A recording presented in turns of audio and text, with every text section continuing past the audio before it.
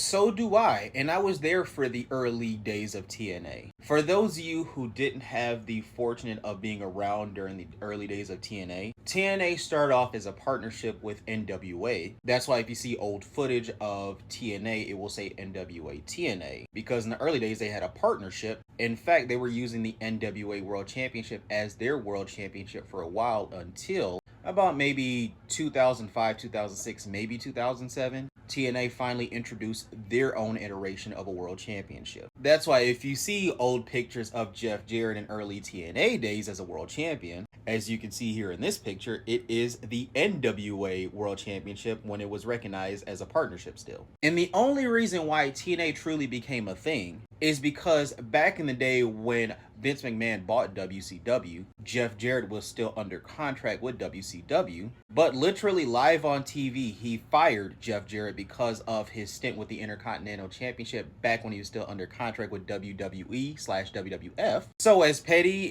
Vince McMahon can be, he basically fired him. So his father, Jerry Jarrett, and Jeff Jarrett basically started up TNA with a partnership with NWA. And eventually it broke off in that partnership. It became its own wrestling company. And because of the hard relationship between Jeff Jarrett and Vince McMahon, at least for the longest amount of time in the early days of the 2000s, once you get to the 2010s, it stopped becoming a competition almost because of Hulk Hogan and Eric Bischoff coming in, but I digress. For a while in the late 2000s, this was the #2 American wrestling company. If you watch shows of Raw or SmackDown in 2005, 2006, 2007, if fans are frustrated enough, they will start shouting and chanting TNA. And that's because, at least at that time period, TNA was the alternative to WWE. If you didn't want the Vince McMahon style of booking, you turned to TNA. Granted, TNA had its frustrating time periods as well. Because sure,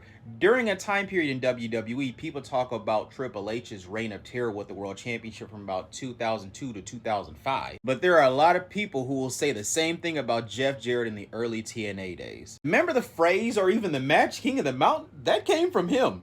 Literally taking the championship and putting it on the holding instead of actually taking the strap off. And now it's definitely funny and weird to see TNA actually partnering with WWE now, especially in the early days when they are the alternative, and to a point in the early 2010s ran against WWE in a secondary Monday Night Wars, which wasn't even near successful. But it's very interesting and funny to see the transition TNA has now made from being WWE's competition to now being in partnership with them.